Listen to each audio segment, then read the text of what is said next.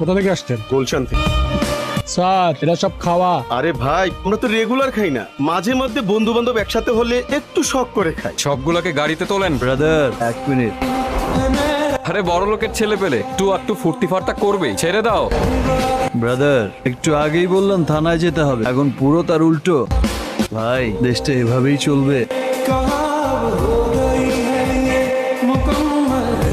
এইভাবে কেউ calling bell চাইপা ধরে বসে থাকে? তুমি তো জানোই যে আমি তোমার জন্য সারা রাত জায়গায় বসে থাকি। আমি তোমার জন্য বাজাই না, জজ সাহেবকে একটু ডিস্টার্ব করি। না, না না না না না, এইসব আমার লাগবো না। তুমি তাড়াতাড়ি বাড়ি আসলেই আমি খুশি। রাখো রাখো। আরে আপনার রাজপুত্র এলেন তাহলে?